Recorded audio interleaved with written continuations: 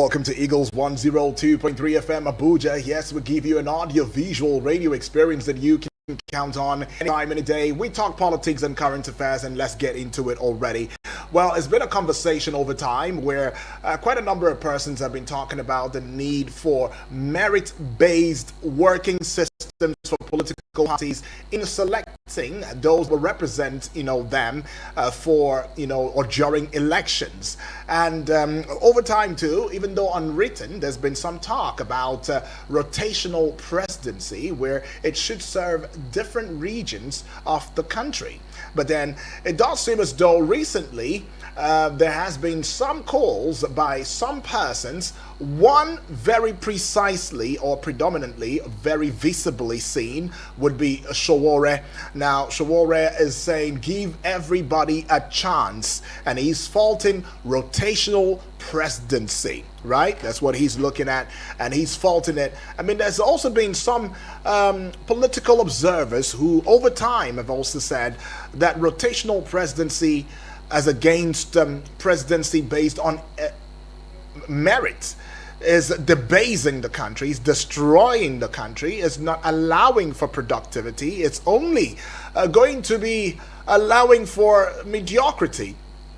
It's going to be allowing for ethnicity. It's going to be allowing for tribalism, and the whole talk about favoring one side, one part, and everything, when it's supposed to be about the person who really merits it, right? In once, in character, in learning, that should be the candidate that we should be voting for, during elections. And we should indeed do away with this entire process and thought line about and concerning rotational presidency. My name is Utwak Daniel, and yes, this discourse will be right here on the YouTube channel too as well, via the Facebook page wall, and it is at Eagles FM Abuja. So do well to go give us a like, give us a following, and subscribe to the YouTube channel.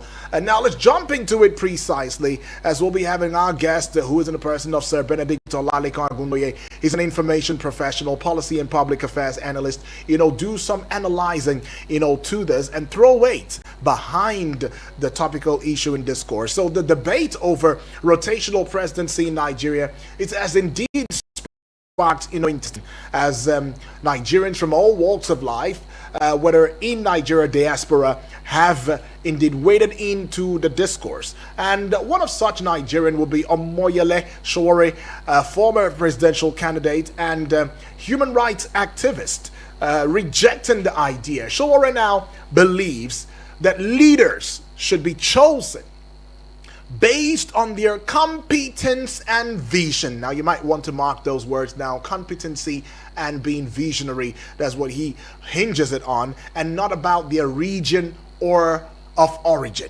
So it's about competency, it's not about region or fear of regionalism, right? It should be about competency. But then this stance has also raised questions about the fairness and effectiveness of the rotational presidency system in Nigeria. Meanwhile, though, if you also look at it on the flip side, we saw just yesterday an Archbishop Birenwu Levinus Onoga. Okay, Onaga, I guess. That's the pronunciation I want to believe. Of the Okigwe Archdiocese. He has also thrown his weight behind, Peter Obi's presidential aspirations. He's stating that Obi's presidency would be the best thing to happen to Nigerians. But recall that in 2023, President Bola Tinubu, a Southerner from Lagos State, assumed office after former President Muhammadu Buhari, who is a northerner, completed 2 terms. You recall that. Now that debate over power rotation is resurfaced again. And some stakeholders are insisting that the presidency should remain in the South beyond 2027. Now there's a personal conversation, personal story from a concerned Nigerian. And he says, as a Nigerian, I have always been fascinated by the country's complex politics. In fact, While I was growing up, I had witnessed the impact of leadership on our nation's development. And now the Nigerian who chooses anonymity says he believes that competent leaders, regardless of their region of origin, should be given the opportunity to lead. And it poses two basic questions. What are the implications of rotational presidency on Nigeria's development? And how can Nigeria's leadership selection process be improved to prioritize competence over regional considerations? Well, we have our guest already on the line. Welcome aboard, Sir Benedict Olaliko Agunloye. Welcome aboard to the discourse this morning. Good morning. Right, wonderful. Feels good to hear your voice this morning, though. Yeah. Well, looking at the conversation in discourse, I mean, what side of the divide would you want to wade in? Would you want to throw your weight behind? I mean, Sowore is saying give everybody a chance, and he's faulting rotational presidency.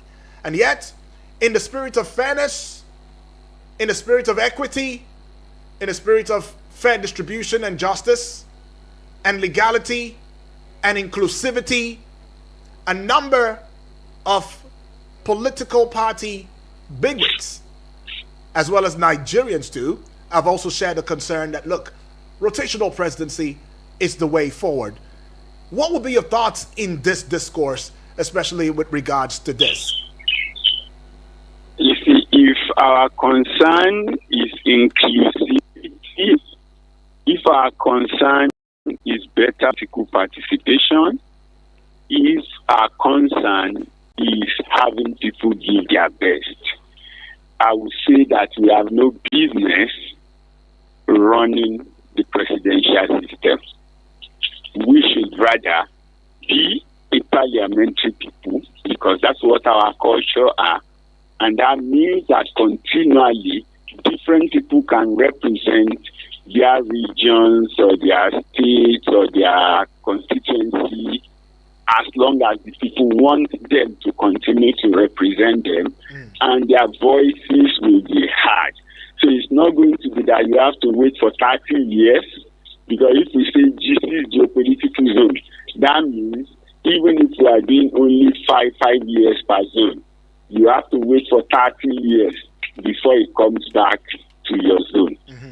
And I think that is not enough.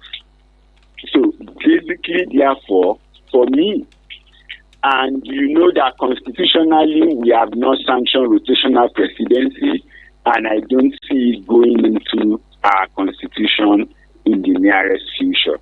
So if people practice it right now, it's more of like an ad hoc arrangement between the political class to say, okay, let's have a north-south rotation. The truth is there are 3 regions in the north, there are 3 regions in the south. So if you go by that, it means that the state continue to produce when it comes to their area. For instance, apart from my Tafawa Balewa, we've not had anybody rise to the spot of being the president from the northeast, apart from the political era of 1960 to 1966, where they are the prime minister. So if therefore you are talking about rotation, it means that right now you will say, oh, whenever the presidency goes to the north, possibly only the northeast should be allowed to produce a candidate. I think that would be limiting, that would be unfair to some people, to some other people in their own right. So for me, because of our divided nature, because of our diversity, if we are going to manage our diversity well, I think we should have a system that is more inclusive. So rather than have 74 presidential aspirants, which in the end 73 will become like opposition or enemies of the state, if all of them go in and contest into the parliament, perhaps 30 or 40 of them will make it to represent their different political constituencies. And therefore, whether as an opposition or as ruling party, in the federal parliament, they will be able to contribute better than addressing press conferences and going running shows that are not official. So that's my belief. That my real concern for us is if we want inclusivity, we should be a parliamentary people. Right. But if you remain in presidential, well, the north-south rotation may just be a loose balance. But for me, it is not balanced enough. But however, throwing it open entirely also may not also be the best, because that leaves us with the chances that maybe only one of the two geopolitical zones may end up producing the president every now and then, based on the imbalance. I keep telling people, if we retain it in presidential system and we continue to throw it to open vote, let everybody try. There are regions that will never make it in any serious political calculations. Why? Because they do not have the electoral base or the population to negotiate certain things. But if we have a system that is better, by virtue of their hierarchy, if we are to vote, the UK, for instance, has 80% white. However, a Rishi Sunak, who is of Asian descent, has made it to be the British Prime Minister. Why? Because he had joined the party and has rose through the ranks, and the system permitted that. The Scottish people possibly have only 60 out of over 400 seats, and yet Gordon Brown from Scotland has been the Prime Minister also in the UK. So I think that whichever side you look at it, from Labour we've seen an outsider, from the Tory we've seen an outsider, which means that a political culture needs to be developed that can take everybody who is interested to participate along. Right. And not just anything that is limited or that is one-sided or that will be tendency for possible domination. Okay. So do you think that Sowore's call is coming from a place of, disadvantage, being disadvantaged for 2027? Yes.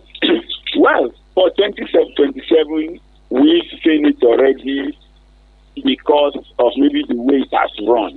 Now, if you come to rotation, somebody will possibly even argue, right, that in 2027, you should give it to the North for 4 years. Why? Because Obasanjo did 8 years, Jonathan did 4, Tinubu has done 4. We're going to do 4 by 2027, meaning that from 1999, the South had done 16 years. Buhari did 8. Yar'Adua did 3, approximately 4. That makes 12 for the North. And that means that if you are going to North-South balance, then it should actually be the North getting the next 4 years from 2027. Right. Some have pushed forward that argument. And that's the argument that possibly an article is running on. To say, let me take the slot and I will not recontest. I will only do a single term. And every other person is coming up is to continue on the single term campaign. Yeah. But of course, we know that it is the presidential system. The law permits virtually all of them to run a second term. Okay. And we see somebody who said, one term is okay previously, who did a second term and was even looking for a third term. So if we go by the antecedent of Nigerian politicians and our political space, I think that those promises one term are necessarily not to be trusted. A child can tell you, when I get to the farm, I will do 1,000,001 things. By the time you get to the farm, you might not even remember any of those things, because you will now have to face the challenge of the road, and several other things will come into play. So they have their rights, they have their say, the people have to listen. But I think that on my own stand, I oppose a north-south rotation, right? Okay. Even though it's not best for us, but going away from it would also mean that we are getting to a bigger discussion in which case the region can continue to forever be neglected. Okay. But if we want a balance, I think that our political calculation and leaning to take us back to any form of parliamentary, which permits people to participate from their constituency level and be in government or be in the decision-making system, whether as ruling or official opposition. Now, when you are an official opposition, not a fifth columnist or somebody on the street, your words are valid. Your reactions are based on the truth, not on assumptions. Okay. Why? Because you get the right report, you have access to question. Because when you say, oh, this is the Minister for Finance, this is the shadow minister, right, for Finance, they both get the same report from the permanent secretary, and so when they are agreeing, they are speaking to the same document and to the same source.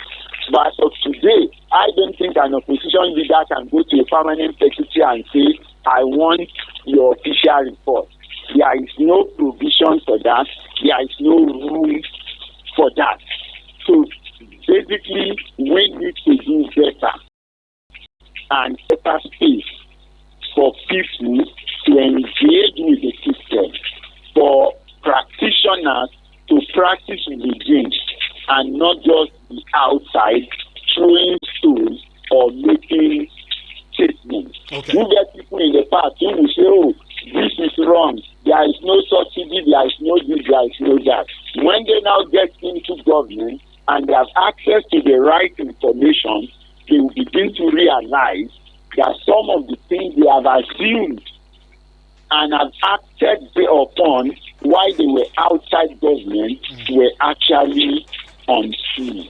So the need for transparency, the need for free flow of information, the need for people to speak to the right information, I think underpins it for us to have a more inclusive government and not necessarily a rotation or a handpicking of things. Okay. But when more people get involved, we have robust discussion. We discuss around the same information, and then we know why it is true. Okay. And then our reactions will be properly channeled. And that's what I think we should be focusing upon. How to get more people included in the system. How to ensure that there is knowledge sharing, so to say, that people have the right information. They know what exactly the true situation is before they begin to speak to the issues. But at the moment, I think that the system is too opaque for every outsider. Okay. If you are not in the system, you are actually almost ignorant.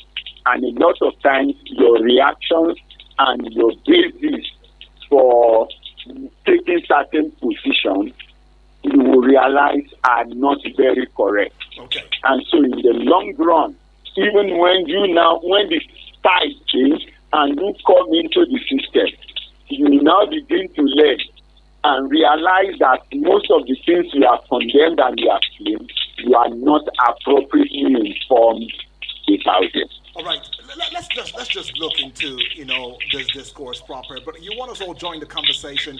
You want to tell us what you feel about what Sowore thinks about rotational presidency and all of that.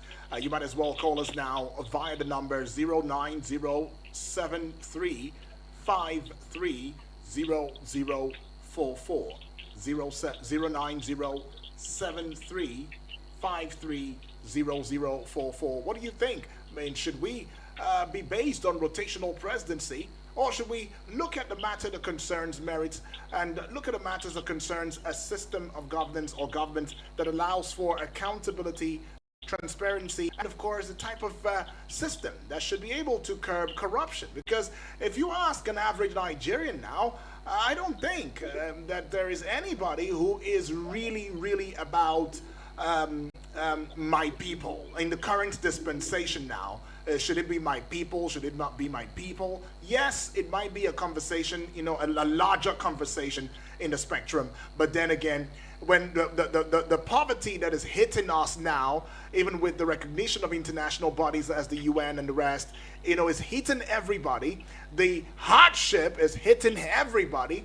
The economic policies and the economic woes that we're facing is hitting everybody. Now people are about survival. And when survival is in the context of discourse, nobody would really care about who is coming from. It will be about who can deliver us, in fact, from where we are to where we ought to be. Now, let's just give a very quick breakdown into what a parliamentary system of government is. Now, a parliamentary system of government is a form of government where the executive branch derives its power and is accountable to the legislative branch, and that is the parliament. Now, it has key features though. Separation of power is one of it, where the head of government, that's the prime minister or the premier, is typically leader of the majority party or coalition in parliament. And there's of course a place of accountability. The executive is accountable to parliament, right? Which can remove them through a vote of no confidence. Legislative power, of course, is dynamic. Parliament holds significant legislative power, often with the ability to check the executive's actions. And some of those countries practicing this would be the United States, that's the UK, Canada, as well as Australia. Now, the presidential system of government, which we run now, is one form of government where the executive branch is separate from the legislative branch. And some of the key features will be about separation of powers, fixed term, right, where the president serves a fixed term, usually 4 years as we have it, and can be removed through impeachment, right? And then the executive power, of course, follows through as a key feature for the presidential system of government. But then there are key differences between the parliamentary and presidential systems, and one would be the executive, legislative, or legislative relationship, right? Where in the parliamentary system, the executive is accountable to the legislature, while in the presidential system, the executive and legislature are separate and co-equals. Then the head of government, for parliamentary system, the prime minister is mostly the head of government, while in the presidential system, the president serves as both head of state and head of government. And when it comes to accountability for the parliamentary system, though, the executive is more directly accountable to the legislature, while in the presidential system, though, the president is accountable to the people through elections. But then it brings about very key angles, implications, and expectations. While some are saying that should we go, the rotational presidency, that we may not really go far, because it has been criticized for prioritizing regional interest over national development. And it poses a salient question: can rotational presidency be reformed to prioritize national development over regional interest? I mean, you said it, Benedict, that look, we might be needing a rejigging of the type of system that we are running, right? But can the rotational presidency indeed sustain us, right? And another part is, at this point in time, do you think Nigerians really care about where somebody is coming from? Because from the little research that we have done as journalists and as a station, we've discovered that Nigerians are mostly about who can deliver in that light. Clearly speaking, when we talk theory, right, we say, oh, we don't care where they are from. We just care if they deliver or not. But the truth is this: when you mention name, I remember being at a forum when the first set of service chiefs were announced in this regime. And then somebody said, you see again, they have not my region, blah, blah, blah. Then he got online, and I think he checked the name of the chief of naval staff and realized that the chief of naval staff is from the state. So I knew he kept quiet till we left that thing. But the next time we are meeting and he will still comment, and he said, he's from the north of the state. They are actually not really our people. Whatever it is, right? We pretend not to care. But I can tell you clearly that we do care who the people in government are from. Let us forget the catchphrase of we don't care. We only care that they deliver. That's the first thing we need to know. And so, why? Yes, those who clamor for regional or for this thing will continue. We also know that right now, by the division of the regions, there are imbalance. So a lot of things are not in place. And that's why someone like me would always say, for the purpose of accountability, for the purpose of actual inclusiveness, we should be thinking of a system change. It doesn't have to be the British parliamentary system or anybody's parliament. The parliamentary system in Canada is not exactly the same as what they have in Britain. And some other countries have their own form here and there. We should look for a system that is more inclusive, that is more organic, and would grant us more accountability than the current system. Because like I said, for the current system, if you are not in government, a lot of whatever you have to say may not be correct because the channels are not there for you as an outsider to have the same information as minister. Let me put a peg to your and thoughts so we can just take this call already. Hello, good morning. Yeah, good morning, Sowore. Good morning to you, Honorable Edwards. Yes, I'm calling from Nepal. Awesome. Talk to us, Honorable. This is my topic because it has to do with politics. Okay. You see, I don't see anything wrong with what is happening now. It's called droning. Because this is happening in Nigeria as a result of political maturity. We are not matured. And that is, it has, denied a lot of people, a lot of candidates, good candidates too. Hello? Yeah. Yeah, go ahead. Hello? Go ahead. It has denied a lot of good candidates, to rule this country. But are we matured? If this is straight open without zoning, even with this zoning, if it's going to a particular others I will still contest. But if this is open, let me tell you that there will be crisis in this country. Almost everybody will contest that you see crisis everywhere. We are not yet mature politically. It's not a good idea. But what are we going to do? Just when we are talking about community policing, let me tell you something. Whoever that made mistakes to introduce community policing in Nigeria, it will be a very serious problem because look at what happened to the governor of Niger State. He has no right. He has no right at all whatsoever constitutionally to completely ban a radio station. Obi was going to my state, dear Benno said. The governor said you should not come. Edo State governor, he said Obi should not go. Is that right? I am an APC member, but I love being honest.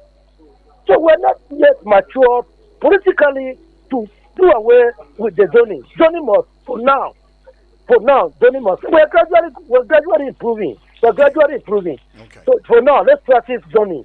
Thank you, and God bless you. Appreciate that one now, Honorable Edwards, saying that we are not yet mature just yet for it.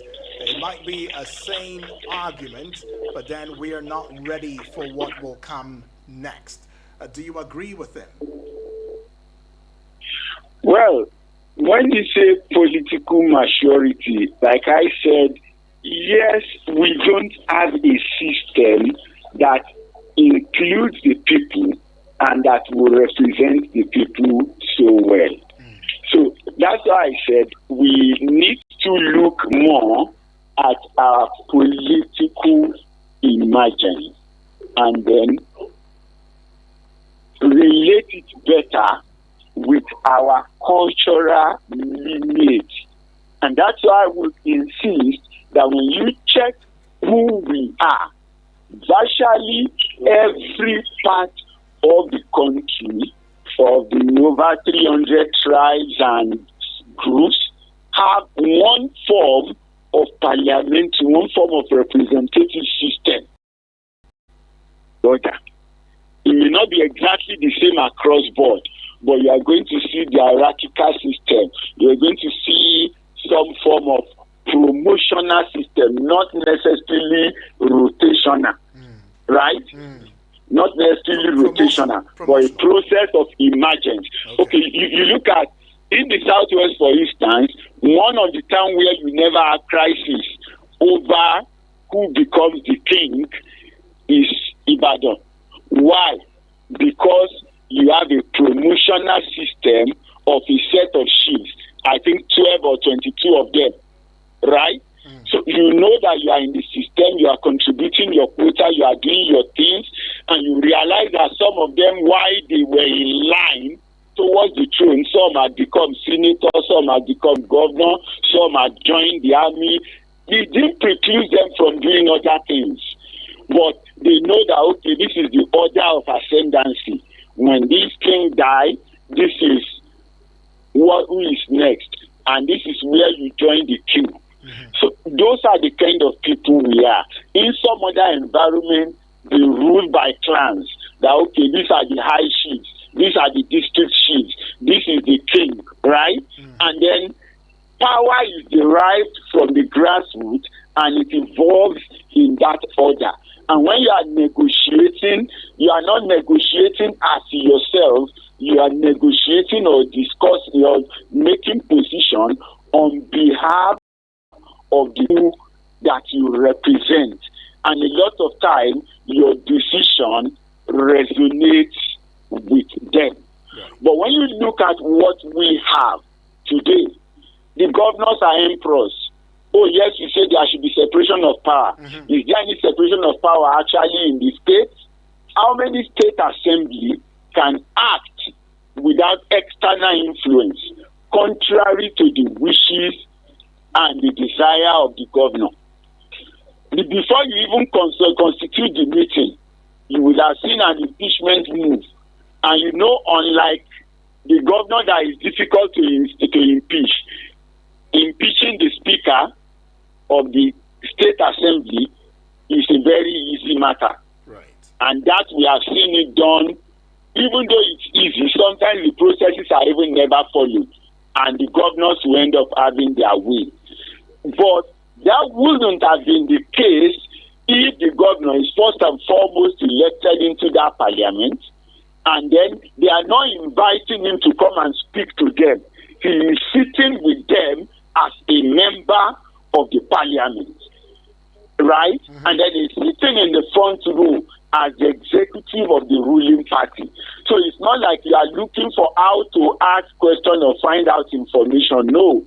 You need the information, the commissioner or the governor will call the permanent secretary. I'm not sure any permanent secretary will tell the governor or the commissioner I'm not coming. Right? Because the governor is seated, the commissioner is seated, and then they say the perm secretary come and address a matter in the house. He cannot say no. But if the house is separated and then you are calling the perm sec, he needs possibly to go and take permission from the commissioner or the minister, and that one can say don't go or go. So a whole lot of things are there. So when the person who say we are not matured because we are not systemic. We have not had a system that we understand. We have not had a system that resonates with who we are. So if we go in for a system that connects us to who we are, then you will realize that we will find it very easy to relate and to move around. Okay. That's the practical situation where we are in. So it's not about grandstanding in the public space to say, oh, rotational is limiting this one. If you decide to say, okay, don't rotate, don't negotiate, let's go to the field. And then we go. In all honesty, the chances are that all our election going forward will end up in stalemate. Okay. The 2023 election nearly ended up in stalemate, where you have the 3 major parties winning 12 states each, right? Mm-hmm. And then, of course, you're now looking at the total figure. We were a little away from a stalemate in that election. And if we continue, we might get to a point where a party might not even be able to win the nation. And you look at the last election, for some of those making noise today, if it has been a parliamentary system, I am sure that the PDP and Labour had enough results at that time to let us come together and form a coalition government. And today it would have been APC that is in the opposition and not the ruling party. That's what we would have gotten if it were to be a parliamentary system, because the APC did not have the required majority at that time to say, oh, we are forming a government both in the House of Rep and in the Senate at inception. Yes. If you get what I'm saying. I get that. But because we were in a presidential system, that freedom, that opportunity was denied. We have been denied of that freedom and that opportunity. So I think that a system other than the presidential will allow us the freedom to be who we want to be, where we are, and how we want to run ourselves. And then when we get to the center, we will relate by set of rules and set of agreements that would allow us to run the way we want to run. Right. You see, as of today, when you go through the British Isles, I think the people of Scotland are in the Scottish National Party. They are no longer they are neither Tory at the moment, nor are they Labour. But they have their 60 or 59 seats together in their own party, and they can always speak as a united front when any matter that concerns their region is being tabled at the parliament. All right. Well, we got a couple of messages via the Facebook page wall now. We see this one's coming from coming from Suleiman Danfulani, who's right now in Bauchi State. He says, yes, I'm fully standing with what Omoyele Sowore said. Let everybody be given chance to contest without looking at which region he's coming from or which political party he belongs to. Muslim or Christian, as long as he's a good person and credible, please let's unite ourselves to support, such a person. That's what he says. Well, I see also Francis Ndamani is watching from Amagunze in Enugu State. Having greeted us, he says, the issue of rotational presidency is for equity and fairness among the geopolitical zones to avoid marginalization. And he says, I therefore would not align myself with Sowore. Right. Well, the discourse is still ongoing. You want to add your voice in it, just maybe one call or two we can take, and we'll call it a close already. 070-353-0044. I see this one now coming from Yunusa Anthony Ibrahim from Abaji. He says, good morning to you, gentle UD. Good morning to you too, Yunusa. Says, welcoming the guest. Rotational presidency in Nigeria is good, but sometimes filled with political disappointment.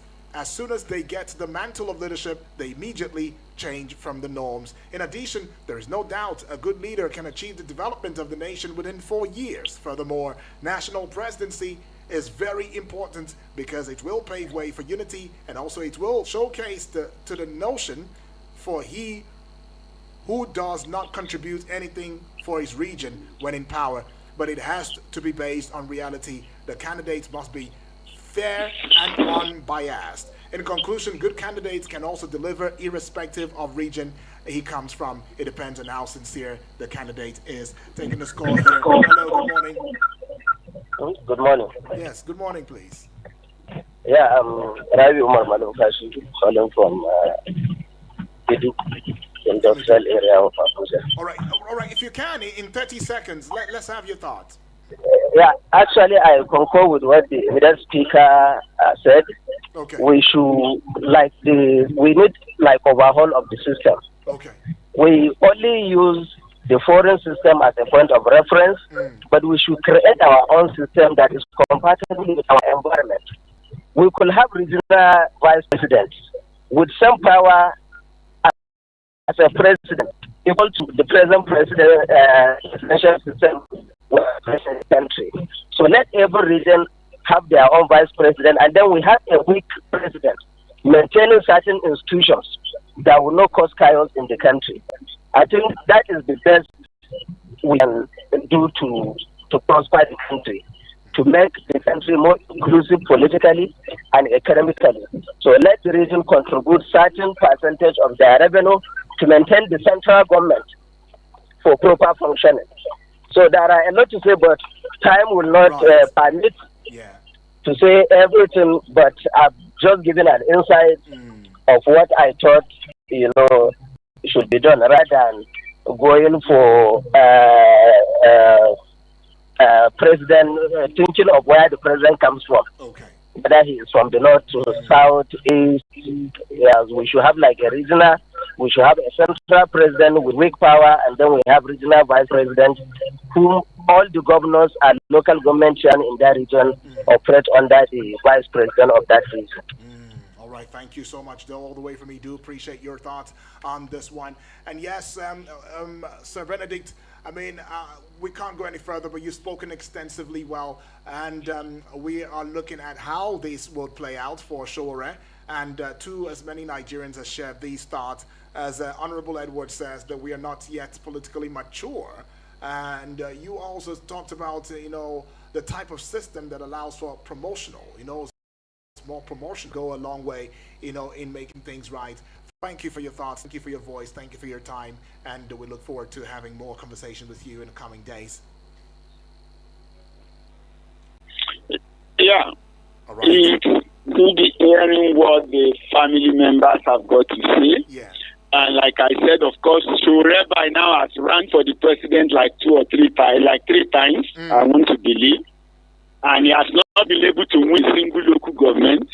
But I'm sure if he was to contest in Ondo South or just in his local government, the chances are that by now his party will possibly have gained root, whether in Ondo State or in Lagos, and he will be there in the parliament representing those who have given their trust and their mandate to him. Now, I do not the Sowore side of the story. Why am I saying that? Yeah. When you check the states, I don't think that we have up to 5 states in Nigeria that you can say are fully mono-ethnic, right? All right, Sir Benedict. You don't have 10 states in that category. Maybe, yeah. Yeah, well, we already put a close to the discourse because of time. Another program is supposed to come in, but thank you all the same. Thank you. I just wish us one that God will guide us to get a system that is right for everybody. All right. You have a great day. You too, my brother. Thank you so much. Right, and that's what we call it a close already. But then 10 o'clock will be time for the general open banter, and you best want to keep your ears glued on this dial. Don't go away. Eagles 102.3 Abuja. Hello, Nigeria. Hello.